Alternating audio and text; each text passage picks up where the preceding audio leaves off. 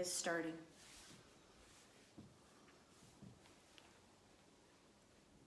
Well, happy Sunday, everybody. Jennifer Elizabeth Masters, and I am live in Toronto. It is starting to freeze with rain, and we've got about 6 inches of snow, although it's beautiful and white. So today I wanted to talk about some of the issues that are coming up for different people. And one of them is letting go of people. Hi, everybody. Thanks for being here. So I've had a couple of questions about how can we let go of people that are toxic or not beneficial. Now, why would you want to do that? Let's look at that first. So, you know, I did a blog a little while ago about frenemies, and, you know, we have lots of people in our lives. Hi, I love you also.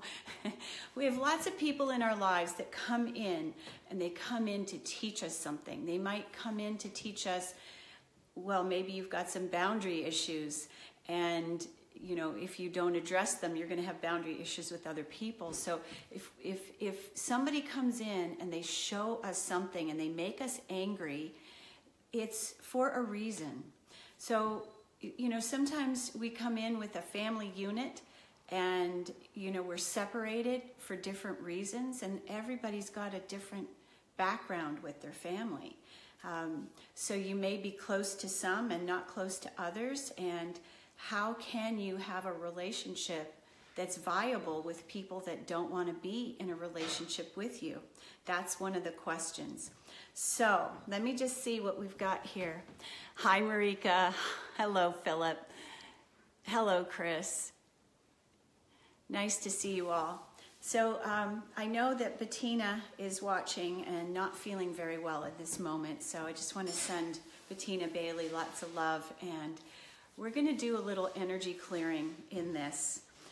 And why is that? Well, you know, when people are struggling and they don't know what to do or who to turn to or how to address an issue, this is something that I do for my clients. So I do coaching and hypnotherapy, but in that mix, I do energy clearing. And why do I do that? Because it worked for me, because it helped me to shift.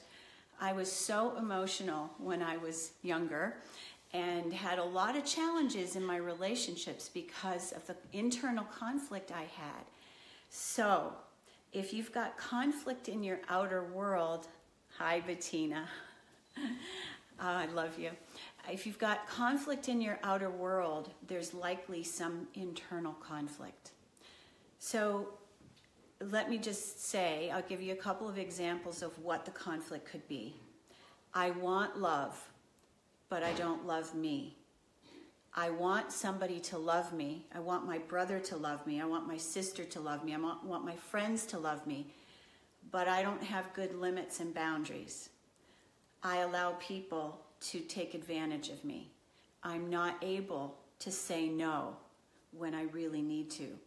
So that is part of the conflict going on, perhaps. And I've had a couple of issues with some friends this year. And actually, 2017 for me was very interesting because New Year's Eve, you know, they say whatever you're doing New Year's Eve, and this is 2016 for me, I spent New Year's Eve with someone that I thought was a friend. And yet she criticized me. She, you know, found all sorts of ways to look at me and say, you know, you're not good enough. And that's what she was trying to do. And so it took me a little while because I really tried. I wanted it to work. I wanted to be friends with her. I gave a lot of myself to her. And then I ended up having to let her go. So this is the kind of thing that does happen. Now, if you've tried with someone, if you've tried to be friends with them, if you know, are there for them when they're going through difficult situations, if you remember their birthdays, but they don't do much for you in return, you've got to see whether this is this a give and take, because all relationships involve a giving and receiving. And if there isn't a giving and receiving in the relationship, then it's going to be off balance.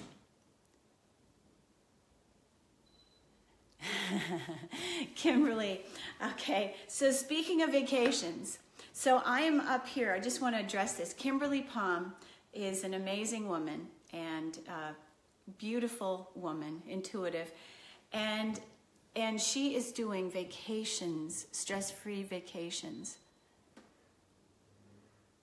So Marika, before this is going off and it's like scrolling, you had so many so-called friends like that. Okay, so last year for me, 2017 for me, there were 5 people that came into my life and that I had to let go. One was so negative that, hi Brian, Brian, hi Megan. So many people that came into my life and into my world to show me more about me. So this is what we need to understand. Some people come in to teach us a lesson. We learn the lesson and they go. Or we learn the lesson and we let them go. Because if somebody is abusive, if somebody is really critical, and I have had a couple people show up like that for me. They represented people from my past. My mother was extremely critical. And so when we're criticized, we don't feel loved. We're not being accepted. Unconditional love means to be accepted as we are. So, okay, so self-care. I want to talk about self-care, and we're going to get back into this relationship thing. So let's let this energy go. Take a deep breath. And I'm sitting in front of this beautiful fireplace here. It's a little toasty. Okay, so in traveling, when we're traveling, it can be challenging to eat the way we normally would eat or get enough wonderful water, which I'm going to take another drink of. And, you know, it's pretty cold here, and I'm not used to this, 20 degrees. I'm used to 80 degrees. So, excuse me one second.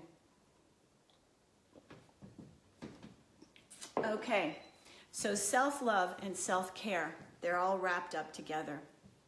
When we love ourselves, we take care of ourselves. We get enough sleep, we get enough rest, and when we're not getting enough rest, then our body isn't working at its optimum level.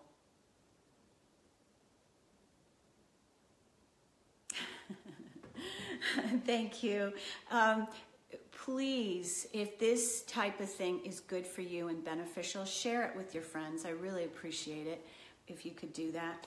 So when we are criticized by others, and it doesn't matter who it is, whether it's our mother or father, and for me, it was both, but my father wasn't around a lot because he worked shift work, so my mother was the one that took care of us, and I'm going to just move a little bit to the side here. It's really warm in front of this fireplace. So what happens is when we're being criticized, we're not being validated. And so then we may spend the rest of our life looking for validation out there.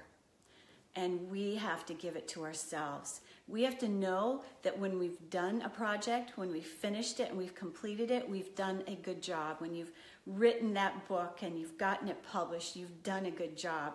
Congratulate yourself. Step back and say, okay, now I can rest a little. This is time for me. We all need time for ourselves. We can't be working all the time. We have to have some downtime. Whether it's going to a meditation retreat or taking time for yoga and, making sure that you're breathing, meditating every day, taking that daily time for you to decompress and de-stress. It's so important. All right, so this is a biggie. And let me just see, Marika.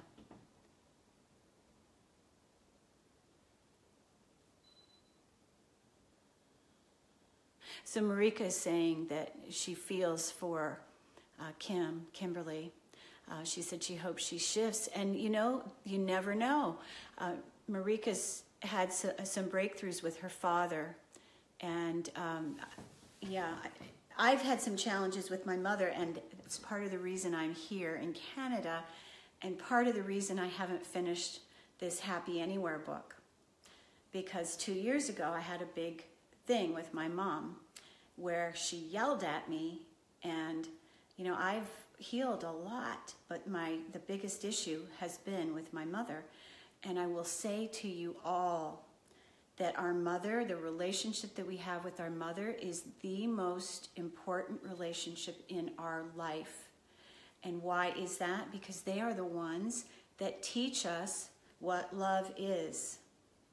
So I want you to just look at that, and probably you were taught a bunch of bull, and what you were taught in childhood wasn't true, because in my case, and in a lot of people's cases, that if you didn't measure up, if you weren't performing to their satisfaction, if you weren't doing the things they wanted you to do, you didn't get the love that you wanted. It was yanked out from under you. And what is that? That is not, that's conditional love. It's not unconditional love. So,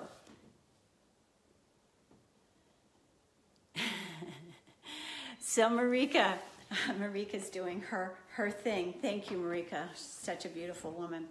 Okay, so the bottom line is, whatever has happened in our childhood, whatever it was, it is only to teach us what we need to learn. That's all it was supposed to be. It wasn't supposed to break us. It wasn't supposed to shatter us. It was to give us something to use. That, for me, the rest of my life I've spent with relationships, working on relationships. And for me, it's in my astrological chart that I learned through relationships. And, I've been married and divorced 4 times. And I've experienced a lot. Now, why do I do what I do? Because I've learned so much about myself and how I was the one that was the issue. Here's the thing. We're in a relationship with someone else, and if they're not loving us, then what we need to do is look inside. How am I not loving me? What am I not doing for myself? How am I not supporting me? How am I not giving myself what I need? Am I giving too much and not having firm boundaries? Because that's often the case, that we give too much. We're looking for that love to come back to us. So we keep giving and giving and giving, and then we end up empty and nobody giving back to us, and then we feel hurt. And so that's where we have to step back and reassess and go, okay, I need to take care of me first. I need to make sure that I'm loved and I'm accepted. And if I'm not, maybe those people I need to just let go. So take a deep breath here. Take a deep breath.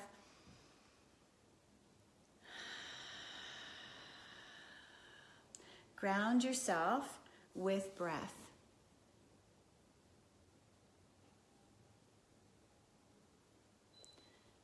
Okay. So let me tell you a little story about intuition, because I think, people might think that I've always had this wonderful gift. Yes, I have. However, when we're riddled with doubt, when we're riddled with fear, when we don't have good self-esteem and we are not in faith, and there was a long period of my life where I didn't know whether there was a supreme being or whether there was a God or not. And so when I wasn't secure in myself, I doubted the information that I received. I'm just checking to see. Marika keeps on giving me these wonderful gems. So Marika says that she was to go into a meditation. Someone gave her the advice. Okay, yes. Now we can do that right now. And this inner child work, I've had some people say that the inner child is not real. I totally disagree. Totally disagree. And when we're not connected to our inner child, when we've had abuse of any kind, trauma of any kind in our childhood, we often disconnect from our inner child. And so we have to really reconnect. So where the inner child is located is in the abdomen. So you put your hands there, and it is often where people say that, you know, the soul is located. You know, the Chinese believe, you know, that this part of our bodies where our soul resides, you know, around the kidneys. And so that's an interesting thought. Okay, so let's do the inner child work right now, and I'm just going to walk you through it. So what I want you to do is just turn your palms upward, and you can rest them on your lap, on your thighs, and take a deep breath. Just breathe in really slowly and deeply. And exhale completely, letting go. Take another deep breath. Exhale completely. Okay, now I want you to close your eyes just gently and keep breathing. Take another deep breath and go back to a time. Remember a time when you were a child, maybe 3, 4, 5, probably 3, around that age. And if you can't remember, think back to a picture, a photograph of yourself when you were a little child.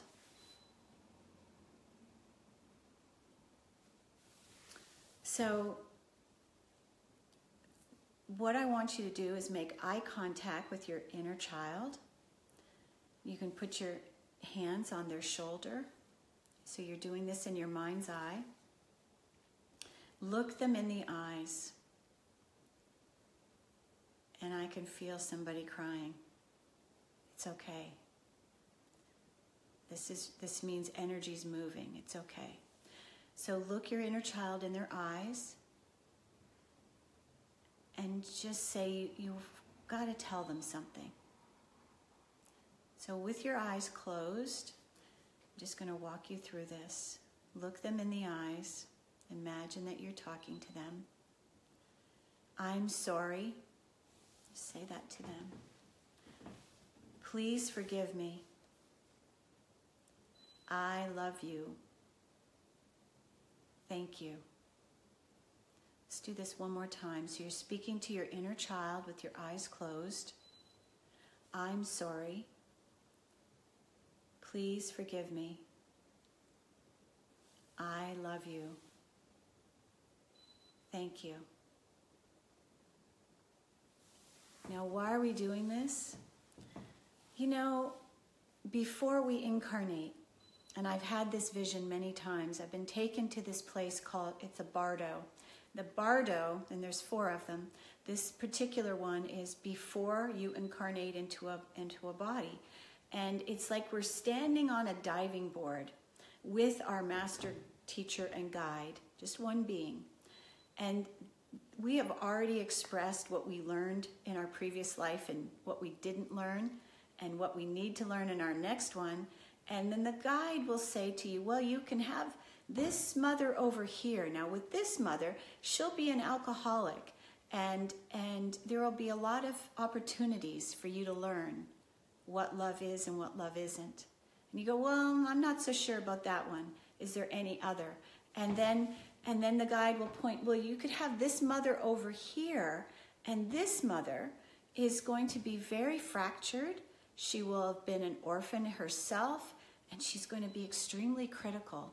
There's lots of opportunities for you to learn your lessons about love in this situation. And I said, I'll pick that one. So everybody picks their parents, believe it or not. You know, we've heard time and time again, oh, you don't pick your family. I beg to differ. We do. We do pick our family. And some things are you know, not part of the program. We pick our mother for sure. The father sometimes we pick as well. But often it's you pick the mother first, and then you get what you get for the dad. But here's the thing. Our mother and our father are like a cup and saucer. They fit perfectly into one another. They have similar issues, maybe not identical, but similar issues. And why is that? Because we attract what we are. So whatever your mother is, she attracted something very similar. That may be polar opposite, you know. So that's what happens before we incarnate.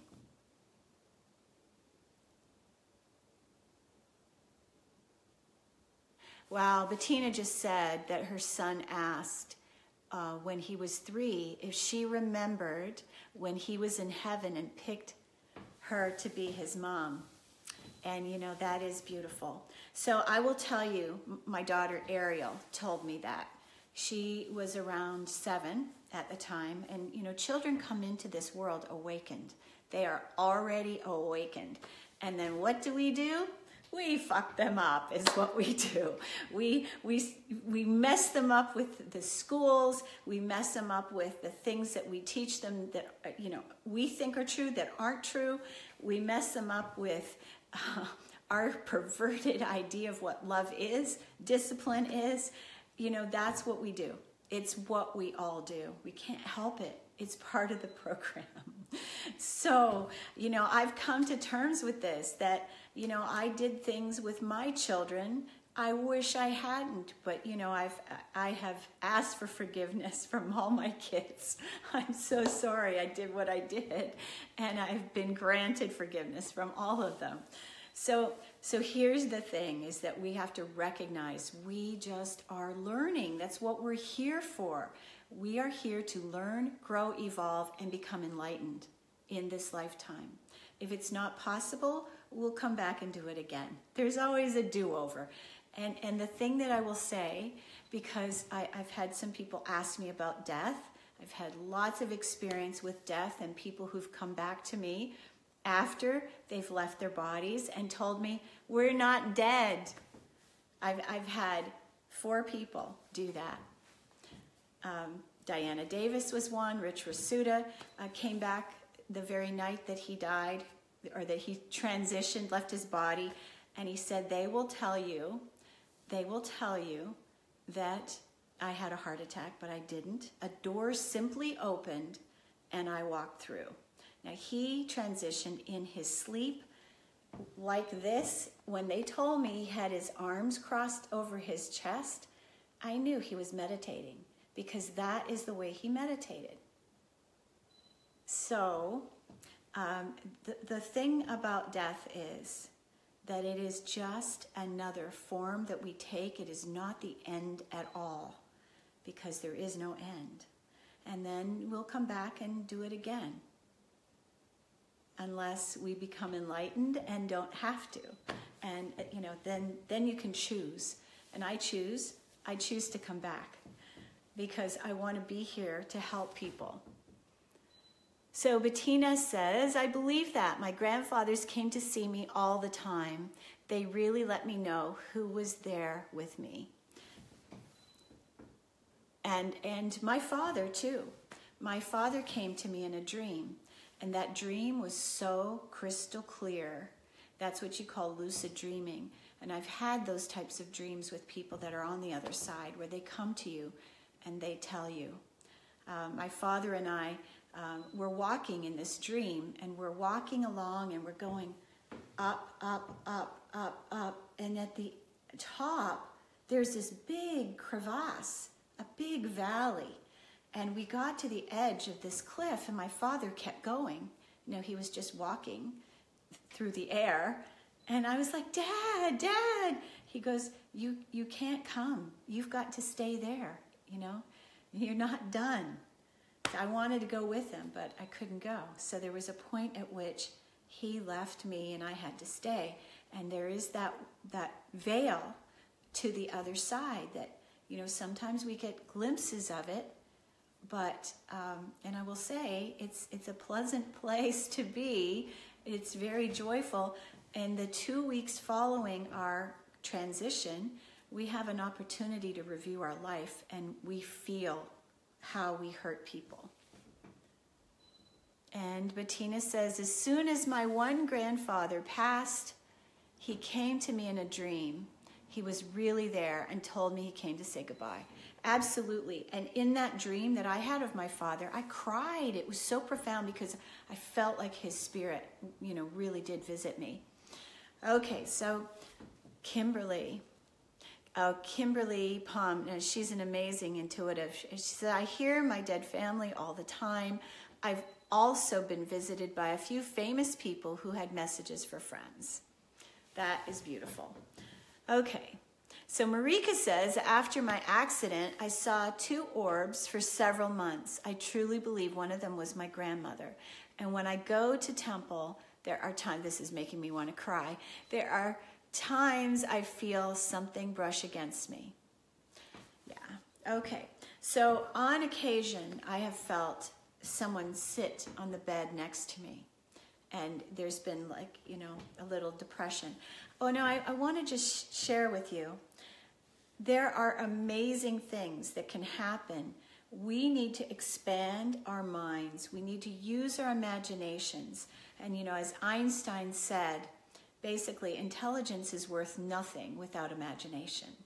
So we could be the most intelligent person in the world, but if our imagination isn't just wildly creative, then we're not going to be able to go beyond this little form or prison that we've created, the matrix, if you want to call it that. All right, so I just want to share a couple of things, mystical experiences that have happened to me recently. So I'm here in Toronto, I'm visiting some friends, and I was standing in the kitchen talking, and to the side on the floor was my little black kitty, Osiris. He transported himself to where I was to let me know that I'm thinking of you. I physically saw him standing in the kitchen. Like he came in, he showed it, his little tail was up, and then just he disappeared. And now one other time, I was in Colorado. I don't want to miss these.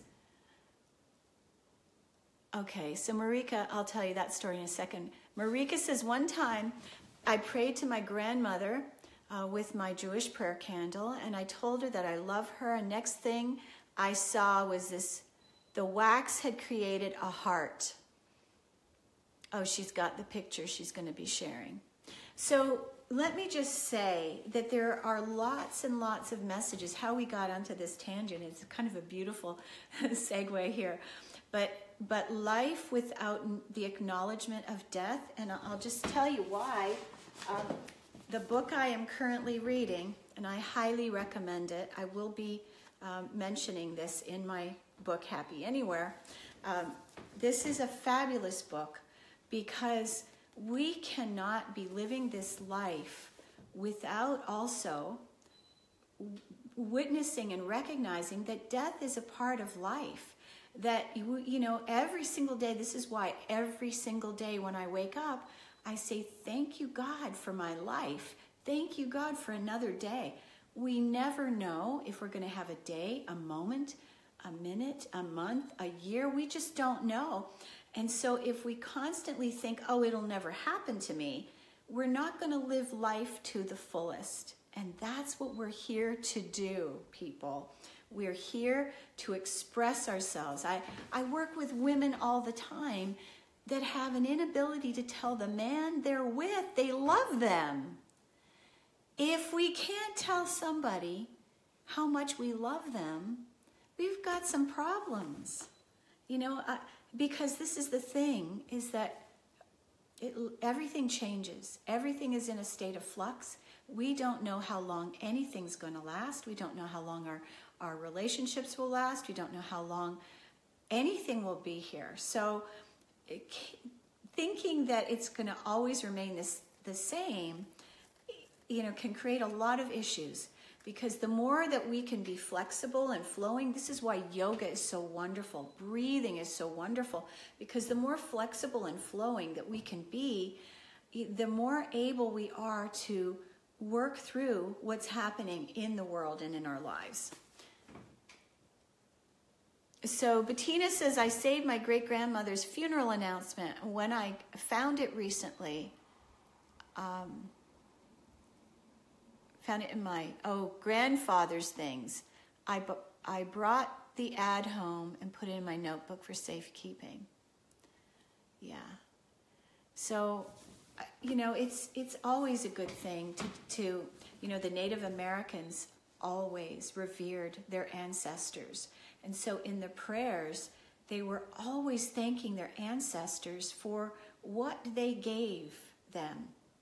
And, we're kind of remiss in that, because those that have gone before, they've given us so much. And I'm going to give you a little example. My father was a lot of things. He was an angry man. He had an addictive personality.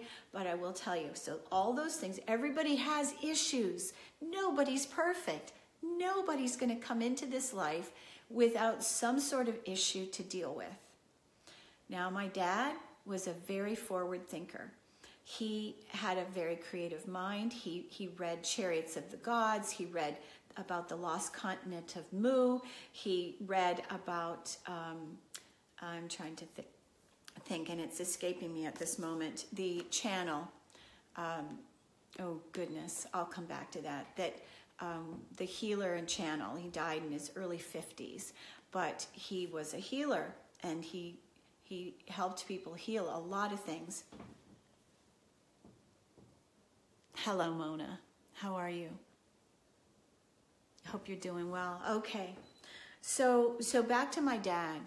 So my dad was an avid gardener, and we had this fabulous vegetable garden in our home in Weston. Huge.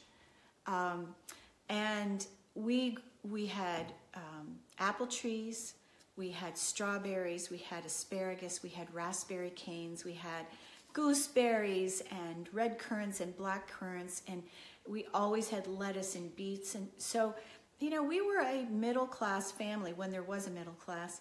And so my dad worked full-time, and my mom stayed at home. That's the way it used to be back in the good old days. And, that kind of an idyllic, from the outside, a lifestyle where mom stayed at home. She took care of the kids. She cooked, she baked. And we didn't eat a lot of meat. And this is something that I highly recommend that we all do, is reduce the amount of meat we're eating to a minimum, very little bit of meat or no meat, and lots of vegetables, because that's where we get the nutrition from. When we're eating raw fruits and vegetables, I had this beautiful carrot and apple juice with turmeric this morning. You're eating light.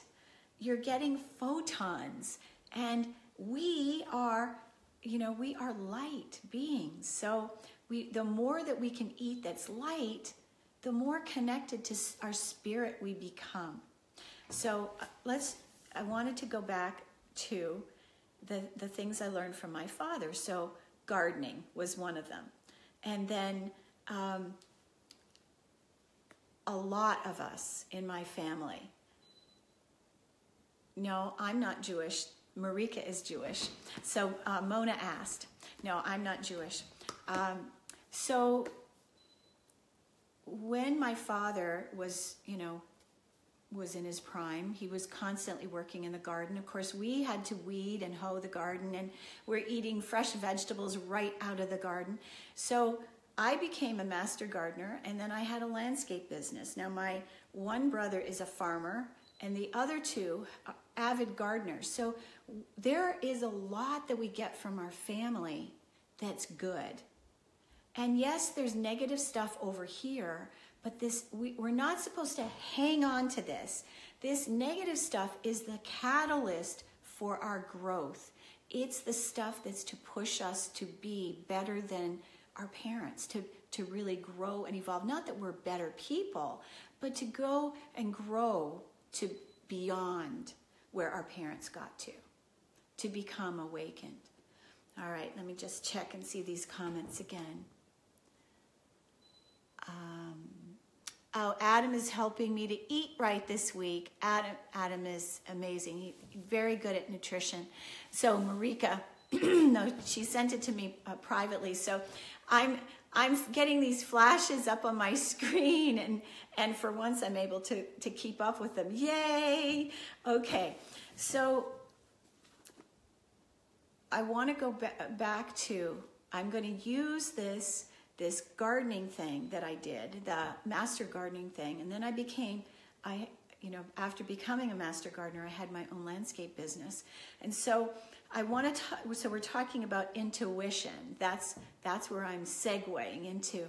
So every day I'd go into the barn. I had this fabulous farmhouse in Alpharetta on 7 acres and a great big old barn where all my stuff was stored. And so every day I would load up the trailer and go into the barn and I'd say, okay, let's see, I'm doing the sod installation today. So I would go and load up with the things I needed for sod. And I'd have something in the barn would be highlighted with a halo. And so I'd look at it and it was something that, I wouldn't think that I needed it. And I would even say, and I knew it was my guides lighting up these things that, here, take this, you're going to need it. And I was so stubborn and so rigid. And this is why I'm saying, you want to be like the willow. You want to be able to flow and move, because the more rigid that we are, the more stubborn that we are, the harder life will be for us. And that is probably one of the biggest lessons I've learned, is that stubbornness doesn't serve us. It protected me for a while, but after a point, it didn't. It didn't serve me at all. So I would stubbornly say, I don't need that. I don't need that tool. I don't need that tarp. And I'd get 3/4 of the way through the job and then go, darn it all. I wish I had listened to my guidance. I was so stubborn, so in my mind, in my ego, thinking, I'm right, you're wrong. So how often is it that we think we're right and the other is wrong, whether it's our guides or whether it's our friends or whether it's our parents or a lover or whoever is trying to help us, and we go, oh no, you're wrong. And so I did this for months, people. So eventually, when something was lit up for me, and what started to happen was I'd be out in the world and a human would be lit up. And so when I'd see a halo around somebody out in the world, whether it's at Target or the grocery store, I would approach them and say, I'm supposed to talk to you and I'm not sure why. And now I had a conversation with someone 5 years ago in Walmart, and he just recently called me to tell me that conversation changed his life. So we never know when we get guidance where it's going to take us or the other person. So now when I hear guidance, I follow it. Okay, so now how do we get to that point? Well, I'll tell you, the more confident that we are with ourselves, the more secure we are with ourselves, the more we trust the information that we hear. Now for me, it used to always come in on this side, the right side. But there are times when across like my forehead, like my third eye, I would get words like when I was told to move to Boulder, Colorado back in 2011. I made the decision because I got guidance 3 times, Boulder, Boulder, Boulder, in big block black letters. And Adam, my son, was there, and he said, oh, Mom, you would love Boulder. And we made the decision. I sold my equipment. We moved within 2 weeks. And Ariel's father also, both of us had been living in Georgia for almost 30 years. He moved to North Dakota. Had we not moved to Boulder, my daughter Ariel wouldn't have had those last 10 months with her father, because it was close enough for him to come visit us once a month, and he'd stay for about a week, have time with Ariel. And that last 10 months was a huge, huge gift for her, because she worked out a lot of things with her dad.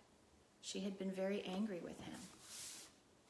All right, so we never know where information is going to lead us.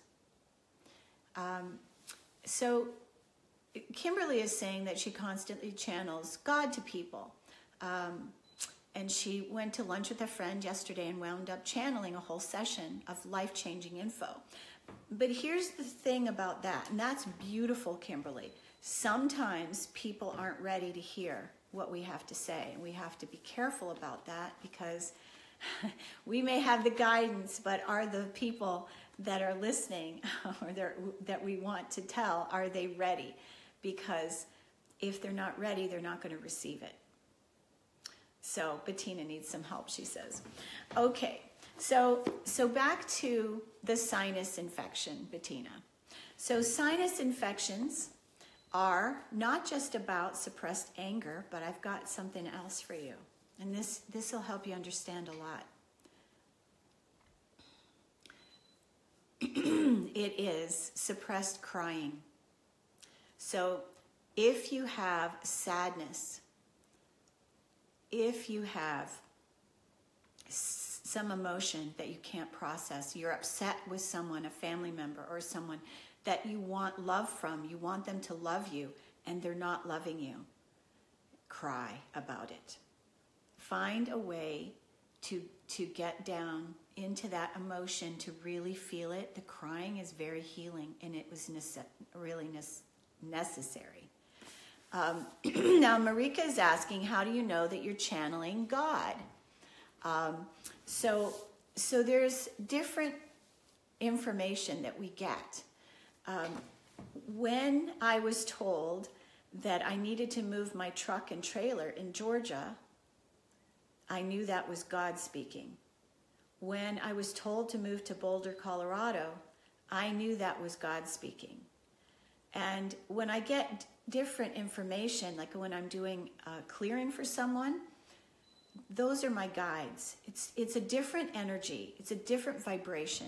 When God speaks to us, it's more, it's bigger. It's more resonant. You feel it in your body. It's like, whoa, that was powerful. It's like a loud, booming kind of energy. Like, you've got to listen to this. It's bigger. It's stronger. It's you know, there's a difference in the feel, the vibrational feel. Okay, Marika says that she's wanted to cry since Friday.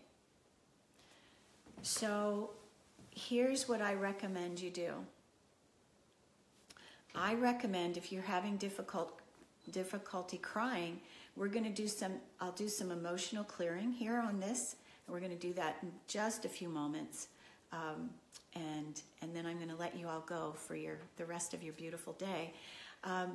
So when we've got trapped emotions and we've had a lot of hurt, we have a tendency to shut down our hearts. And when we close down our hearts, it's like a concrete wall or a garage door that goes boom, and it closes this down.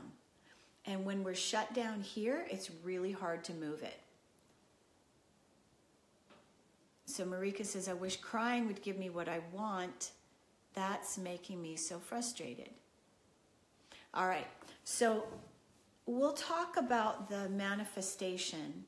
Please remind me, but I think what I need to do is I'm going to do some energy clearing, and then after that, we're going to talk about manifestation, because that is something that comes very easily to me, and I teach this to people all the time, and I want you to have this information. So let's do a little energy clearing. So everybody, palms up, uncross anything that's crossed, and close your eyes and just relax. And you could say to yourself, I release anything that no longer serves me.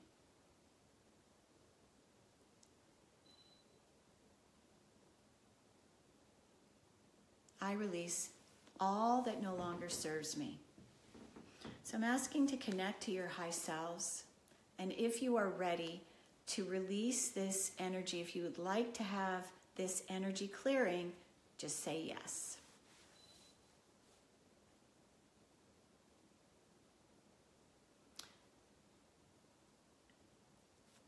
So Marika's asking a question about manifesting. Why is it so hard? Okay, so hold that thought. We're going to come back to that. All right, so I want to clear.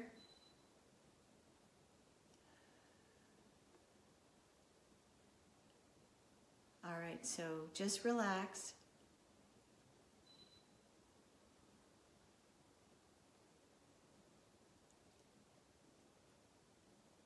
So I'm going to just kind of send you some energy, and I'm clearing while I'm doing this.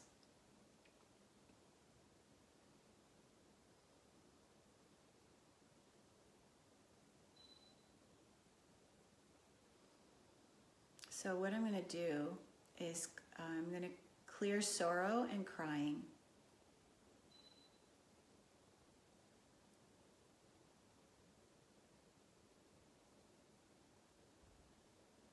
My hands are vibrating. Let's clear sadness, anxiety,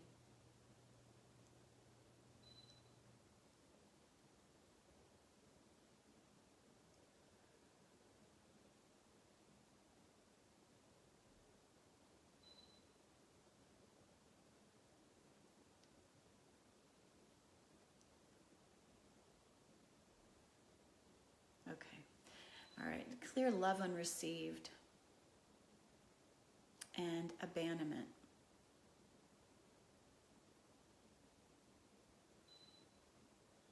Clear vulnerability and unworthiness. And clear crying again.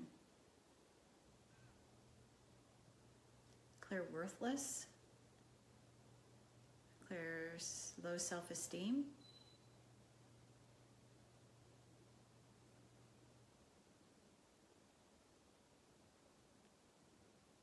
Depression.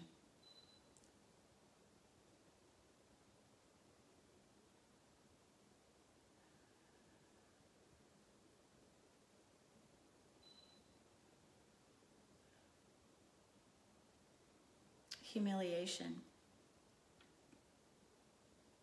Guilt. Grief. That's a biggie. Let's clear a shame.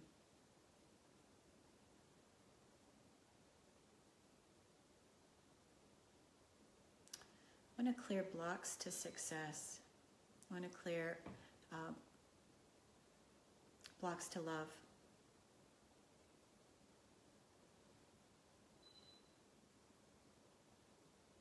How about some self-abuse? We're going to clear that too.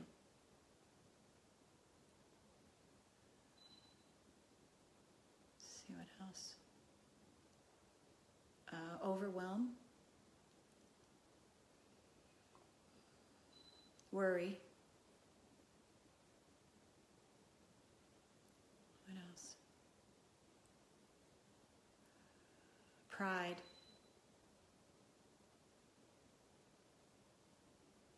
Self-righteous indignation.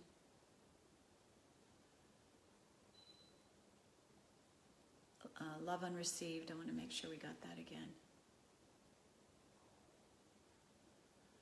Okay. So hopefully that will help you all to feel a little better, a little lighter. So that's some of what I do for my clients. That's like just a little taste of an energy clearing. It will help you to feel lighter, and I clear patterns and programs from past lives and things that are blocking you from having what you desire. Okay, so for manifesting, the key of it is to be grounded. You have to be totally grounded in your body, totally present. And you may be creating unconsciously. So if you say things like, this will never work, this is hard, I don't see this happening, I'll tell somebody something that I that I see. I've had clients say to me, oh yeah, right, like that'll happen. And I have to go, stop that. Change that thought, because what we say is what programs the unconscious mind, which is what creates for our world. So Bettina was saying that her right hand was twitching at the beginning of the clearing. So, some stuff is being moved out, and you may feel a little tingling. You may feel, just a a little bit of movement in your body. You may be twitching. You may find you sleep better tonight. But you know, when you get a full clearing from me, then all of those things are going to be evident. And it can take up to 5 days totally, which, you know, for the energy clearing to be completed. So Marika says, I did an exercise today where I picked pictures and wrote what I saw when I put myself into it. Okay, but the exercise was challenging. Okay, so we're going to just do a manifestation exercise, but what I want to focus on here is that what we think, what we say, and what we think is what governs. Because what we're doing is we're feeding into the unconscious mind, but the other thing is if we believe that we do not have the power to manifest, then we're not going to be able to. If you think only God or Jesus or, you know, the masters are able to manifest, then you won't be able to. So you have to have the belief that it is possible. Not only is it possible, it's probable. Okay, so you have to be present in your body. So you're breathing, be present. You focus on that one thing you want to create. Is it you're wanting $1,000? Is it that you're wanting $500? Is you wanting a love relationship? Are you wanting travel and adventure? What is it that you want? So focus on that one thing and just think about it. How can I easily and effortlessly have a new car? How can I easily and effortlessly have 500 sessions with this telesummit, the UWealth Revolution? Thank you, God. How can I easily and effortlessly have a best-selling book? How can I easily and effortlessly get 5 new clients? How can I easily and effortlessly... I love you. I love you, Kim. Thank you for being here. So you ask the question, how can you easily and effortlessly have it? And then you just send it out into the universe and let it go. So what I teach is you envision it. You envision it, you feel it. What would it feel like to have that new car? What would it feel like to have that trip that you're dreaming of? What would it feel like to have that love that you have always wanted? What would that feel like? How would your life be different? And feel it fully. Get excited, because emotion is what fuels our manifestation. So if I'm doing some sort of manifestation and looking for some, I get excited. I go into gratitude. I am so grateful for my clients. I'm so grateful for my vibrant health. I'm so grateful that my mother is still living. I'm so grateful for my family, my brothers, my kids. I'm so grateful for all my animals. I'm grateful for the wonder in this world. I'm grateful for the beauty outside. So the more gratitude you can express, you're in that connected state. And when you're feeling gratitude and feeling joyful, that's when the creation comes to you easily. But if you feel afraid, if you are feeling lack, then you're not going to get what you want. So you have to feel the riches. You have to feel, yes, I can do this. All right, everybody, I'm going to do a quick little Cascade of Miracles prayer to close, and then I am going to have a late breakfast that's been cooking for me. Okay, everybody. So I'm asking for a Cascade of Miracles to unfold for everyone's life. Anyone that hears my voice, I ask for a Cascade of Miracles to unfold for you. May you have vibrant health. May your family members be vibrantly healthy.